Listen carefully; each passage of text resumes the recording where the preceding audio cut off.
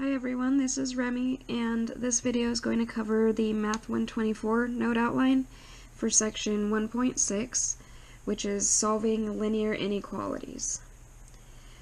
An inequality is a sentence with one of these symbols in it, less than, greater than, less than or equal to, or greater than or equal to as its verb. And then a solution to an inequality would be values of the variable or variables which make the inequality true. Just like a solution to an equation is a value for the variables which make the equation true. And then the solution set is the set of all solutions of an inequality. And then we're going to use this note a good amount. When solving an inequality, anytime that you multiply or divide by a negative number, then you must reverse the inequality symbol. So I'll show you what I mean in this first example for that. So this says solve each of the following inequalities and then graph the solution. So this first one, solving means get the variable by itself, just like it always does. So we need to get the k by itself. So we divide both sides by this -3. But since we're dividing by a negative number, then we need to reverse the symbol. It used to be greater than or equal to, and then we need to reverse it to less than or equal to. And then 6 divided by -3 is -2. And then on the right side, -3k divided by -3 is k. So we're using this note here, and that's why we're switching the symbol. And then what I suggest is if you end up with a variable on the right, I suggest moving it to the left side by kind of taking everything and mirroring it. So I'd get k is greater than or equal to -2. So I'm just taking everything that's written here and kind of flipping it like this, and these two things mean the same thing. So if I want to go and graph this form is more helpful because it's telling you that the solutions are going to be bigger than or equal to -2. So I plot -2, and then it's greater than or equal to, so I'm going to put a closed circle, and then I want the values to be bigger than this, so I'm going to shade over here. And so sometimes if you leave it here, people see the less than symbol and they think they have to shade here, but that's not the case. This way helps tell you better which way to shade. And then other ways that you might see this solution is in set builder notation, so it might look like this. All k such that k is greater than or equal to -2. Or maybe interval solution, which would be we'd start at -2 and then go all the way up to infinity, and then we use parentheses for infinity. And we're using a bracket because it's a closed circle because of this. So all four of these are valid ways to write the solution, so it just depends on what they're asking for. I think usually they will ask for either interval notation or an inequality. So all of these can be the correct answer just depending on how the question's being asked. But of course this is the graph. So let's do another one. This time we have z's on both sides of the equation, so we need to make sure to get those all to one side. But first, we're going to simplify each side individually.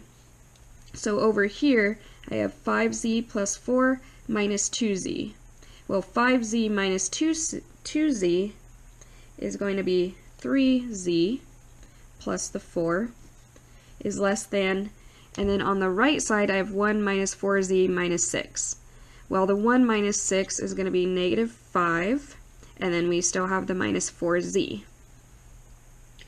And then if I want to move all the z's to one side, maybe I can add 4z to both sides. So if I add 4z to 3z, I get 7z. And then at the same time, I'm just going to get rid of this plus 4 by subtracting 4 from both sides. So I'm doing two things at once. I'm moving the 4z over here and also subtracting the 4. So negative 5 minus 4 is negative 9. And then the z is almost by itself. I need to divide both sides by 7. So if I divide the left side by 7, I get z is less than. If I divide the right side by 7, I get negative 9 over 7. And then notice this time, we didn't change the symbol at all. And that's because we never multiplied or divided by a negative number. We only divided by 7, which is positive. And then also, this time we did end up with the variable on the left side, like this one. So I'm just going to leave it like that. And then again, you can have different versions of this, but let's do the graph first. So we have negative 9/7, and we want our solutions to be less than that number. So I'm going to put an open circle because it's strictly less than, and then we're going to shade to the left. So that's our graph. And then two more ways that we could put our answer. One would be in set builder notation, so the set of all z such that z is less than negative 9 over 7. And then interval notation. Well, if we want everything to be less than this number, then we would start at negative infinity and go all the way up until we hit negative 9/7, and then parentheses because we do not want to include negative 9/7. Okay.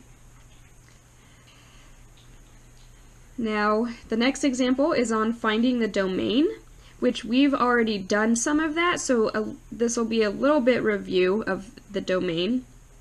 This first one we already know how to do. We already know that inside an even root, the number must be greater than or equal to 0. So I'm going to take what's inside there and write that it's greater than or equal to 0. And then I can just solve by subtracting 7 from both sides. And I get x is greater than or equal to negative 7. So the domain, I'm going to write it in interval notation. We'd start at negative 7 and then go all the way up to infinity. So that would be our domain. And then for part B, this one we have to be more careful because we have both of those possible domain issues that we need to look for. We talked about the domain issues being denominators of 0 and then can't have negatives in an even root. So we have both those here. We have a denominator and an even root. So inside this root, the 5 minus 10x, since it's in an even root, I'm going to write that it has to be greater than or equal to 0, but then I'm going to think, well, I actually don't want to write it equal to 0 because it can't equal 0 since it's in the denominator. So this one, I'm going to take this and just write it greater than 0. And then I'm going to solve, subtract 5 from both sides. So negative 10x is greater than negative 5. And then here, we'd have to divide both sides by negative 10. So we have to divide both sides by a negative number, which means I need to flip the sign. I need to reverse this symbol. So instead of greater than, I'm writing less than. And then this side divided by negative 10 is just x. And then over here we have negative 5 divided by negative 10. So that's going to be a positive 5/10. And then of course we always want to reduce our fractions. So this will be less than 1/2. So our domain in interval notation is everything less than a half. So we're going to start at negative infinity and go all the way up to a half, and then we don't want to include a half because it has to be strictly less than. And that one's our domain. So we're just doing these again because they involve inequalities, and then especially this one because we had to divide by a negative number, so we have to remember to flip the sign. Let's go on to the top of page 2. Now we are going to talk about compound inequalities, and this is when inequalities are joined by the word and or the word or. So let's do some examples. Solve each of the following compound inequalities and then graph. So this one, it doesn't have the word and or it doesn't have the word or written here, but since it's kind of 2 in 1, this is considered an and compound inequality because it's saying that -3 is less than or equal to this expression and this expression is less than 2. But we solve them really similar to the regular ones where we're just trying to get that x by itself. The only difference is that instead of doing the same thing to 2 sides, now we're going to do the same thing to all 3 parts. Because we have this part, and we have this part, and we have this part. So if we focus here where the x is, we say, well, what should we get rid of first? So let's subtract the 4 from all 3 parts. So -3 minus 4 will be -7, is less than or equal to, if we subtract 4 here, we're left with a -2x, is less than, and then 2 minus 4 is -2. And now, to get the x by itself, we'd have to divide by -2. But we are dividing by a negative, so we need to reverse the symbols. So -2x divided by -2 is just going to be a positive x, and then -7 divided by -2 will be a positive 7 over 2, and then -2 divided by -2 is positive 1. And then think about the numbers 7/2 compared to the number 1. Well, 7/2 is bigger than the number 1, so what I'm going to do is rewrite it so that it goes from smallest to largest left to right.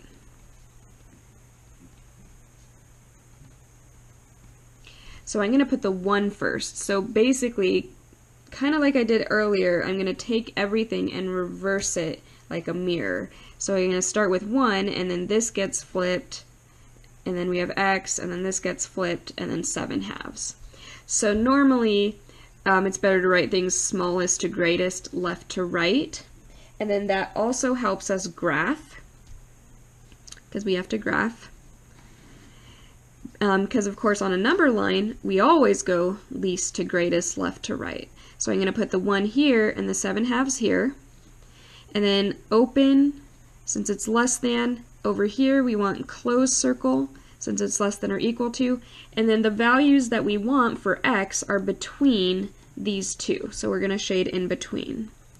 So that's our graph, and maybe they'll ask you for interval notation, in which case we'd start at 1, and we'd go all the way up to 7/2, and then we'd put a bracket for this symbol.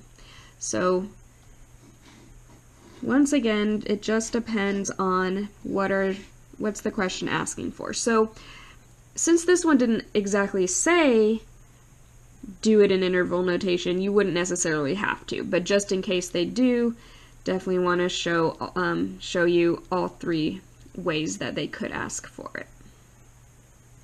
Alright, so that's an and one. So notice in the and one, we never split it apart or anything like that. We kept it together the whole time and then worked on it as one big piece. Compared to this one, it's already split up into 2 separate ones. So we're just going to keep them as 2 separate ones. So clearly this one is an or compound inequality. And for this one, we're going to just solve them individually. So let's look at just this one. We want to get the x by itself, so we just add 9 to both sides. So we'd get x is less than negative 1/2 plus 9. And then we have to add these two together. But 9 is the same as 18 over 2. So we have negative 1 over 2 plus 18 over 2, and that's going to give us 17 over 2. So that's that first one. Now let's do this one over here. Well, to get this x by itself, we would add 9 to both sides. So x is greater than 1/2 plus 9. And then again, 9 is the same as 18 over 2. So this time we have 1 over 2 plus 18 over 2, which would give us 19 over 2. So this is one of our possible forms. Be x is less than 17/2 or x is bigger than 19/2. So for this one, if I graph this, of course the important values are 17/2 and 19/2. And if we want to write that the values are less than 17/2, well then we'd shade over here and put open circle. And then for this one, we want the values to be bigger than 19/2, so we'd put open circle and shade up. So this would be our graph that represents this. And then if I want interval notation, this part over here means start at negative infinity, go all the way up to 17/2, and then parenthesis. And then we also want to put this in, so we're going to put the union symbol. And then we're going to start at 19 over 2, comma, and then go all the way up to infinity. So that would be our interval notation form of the same answer. Let's go down to this example. So this example and then the one on the next page are going to be real-world examples, so applications. Say Matt plans to invest $7,500, and he's going to invest part of it at 4% simple interest, and then the rest of it at 5% simple interest. What's the most that he can invest at the 4% and still be guaranteed that he gets at least $325 in interest per year? Well, we've talked about simple interest before, and we had a formula for that. So simple interest formula was I equals PRT. So think about what's going on. He has two different accounts. He has a 4% interest account and a 5% interest account. So I'm going to write down two separate values for the amount that he's putting in each account. Let's say that P1 is going to be the amount of money he invests in the 4% account. And then it says that he's going to invest the rest of his money in the 5% account. So I'm going to call that P2. So this is going to be the money that he invests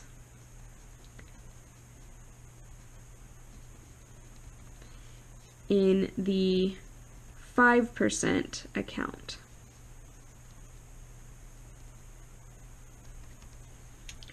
But note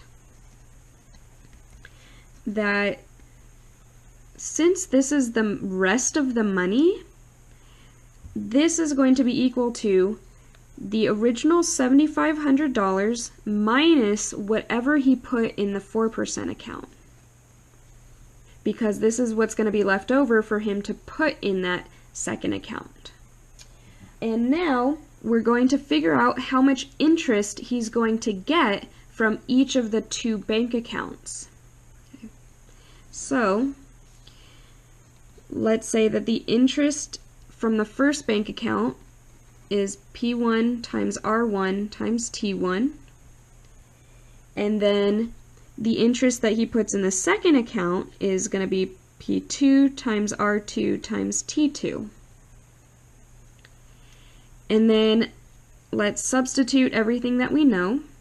Well, P1 is just going to be left as P1 because we don't really know how much he's actually putting in there right now. And then the rate 1 is the 4%, so 0.04. Remember to convert it to a decimal.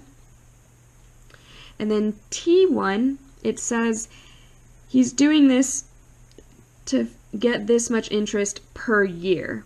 So T1 is 1 because he's only doing this for 1 year at a time. And so this simplifies to 0.04 times 1 times P1, so I'm just going to write it as 0.04 P1. That's his interest in the first account. And then let's do that same thing over here. P2, I'm going to put this part in there. So instead of P2, we're going to write 7,500 minus P1. And then R2 is the 5%, so 0.05 for R2. And then time 2 is 1 as well. So now I'm going to distribute the 0.05.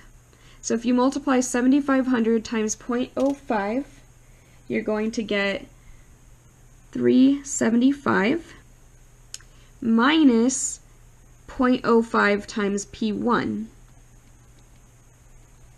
So this is what we get for the interest in the first account.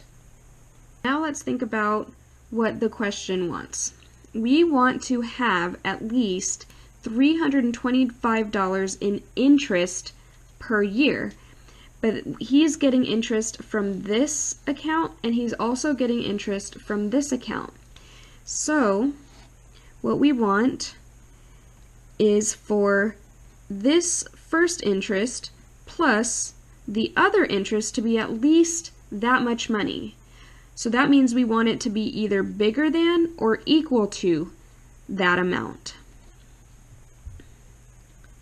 And then let's substitute for each one of these. I sub 1 turned out to be 0.04 P1 plus I sub 2 turned out to be 375 minus 0.05 P1, and then that has to be greater than or equal to 325. Then let's combine like terms. 0.04 P1 minus 0.05 P1, well, 0.04 minus 0.05 will be negative 0.01 P1. And then plus the 375 is greater than or equal to 325. And we're trying to get that P1 by itself, so let's subtract 375 from both sides. So we get negative 0.01 P1 is greater than or equal to 325 minus 375 is negative 50. And then P1's almost by itself. We just need to divide both sides by negative 0.01. So here's another one where we're dividing by a negative. So I'm going to reverse the sign. So instead of this greater than or equal to sign, it's going to be a less than or equal to sign. So I have negative 50 divided by negative 0.01. So that's going to turn into 50 over 0.01. And then if I move this decimal twice to the right, I'm going to move the top one twice to the right, and I get 5,000 over 1, which is just 5,000. So we've finally gotten what P1 is. And remember that P1 is the amount that he invests in the 4% account. And that's what the question's asking for. What's the most that he can invest at 4% and still be guaranteed that amount? Well, we just found out that he must invest less than or equal to $5,000. So he can invest at most the $5,000 in the 4% account.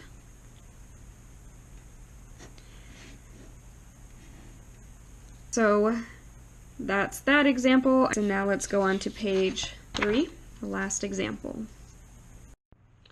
Alright, so for this last example, I think this one is a little bit simpler than the one that we just covered on interest. So this one says, Lisa can be paid in one of two ways for selling insurance policies. So plan A, she could get a salary of $750 a month plus a commission of 10% sales. And that means that whatever sales she makes, she gets to keep 10% of it in addition to her monthly salary. And then the other salary that she could choose, plan B, is $1,000 a month plus a commission of 8% of any sales that she makes that are in excess of $2,000. So what this one's saying is she'll definitely get $1,000 a month, and then any sales that she makes that are more than $2,000, then on those sales she gets 8%. Alright, so the question is, for what amount of monthly sales is plan A better than plan B if we can assume that her sales are always more than $2,000?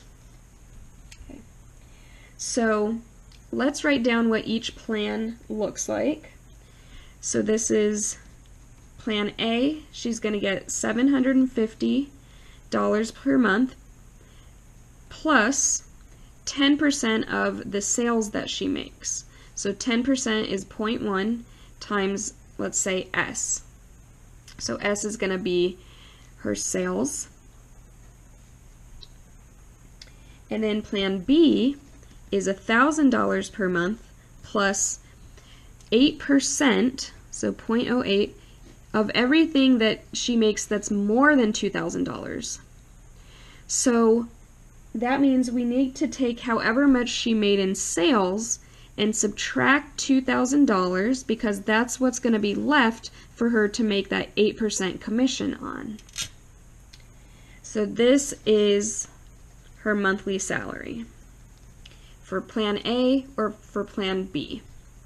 So now what do we want? We want to know when is plan A better than plan B? Well, better than means that she'd make more money, so I'm going to write greater than. And then let's just substitute this in for A and this in for B. So we have when is 750 plus 0.1S greater than 1,000 plus 0.08 times S minus 2,000. So we're trying to get the S by itself, and then be careful because sometimes your S's can start looking like 5s. So let's first distribute this 0.08. So 750 plus 0.1S is greater than 1,000 plus 0.08 times S minus 0.08 times 2,000. Well, 0.08 times 2,000 is the same as 8 times 20, so that's 160. And then 750 plus 0.1S is greater than 1,000 minus 160 is going to bring us down to 840 plus the 0.08S. Now I'm going to try to get the S's to one side.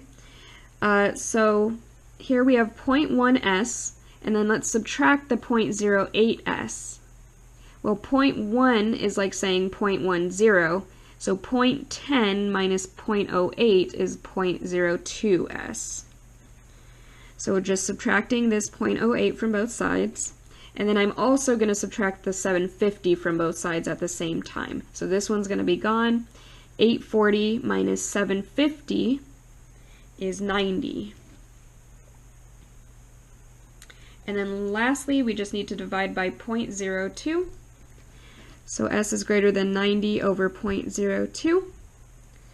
And then I just like to get rid of decimals in the denominator. So I'm going to multiply the top and the bottom by 100, and that moves this decimal twice to the right, and it moves this decimal twice to the right, so I get 9,000 over 2.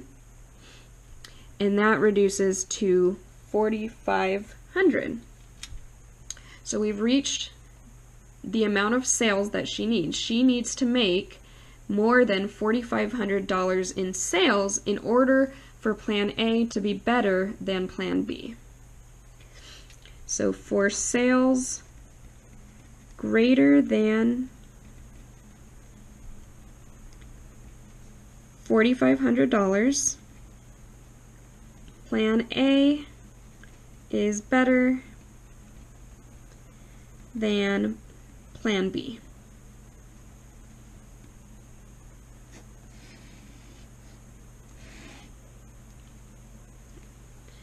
All right, so that concludes the section 1.6 note outline.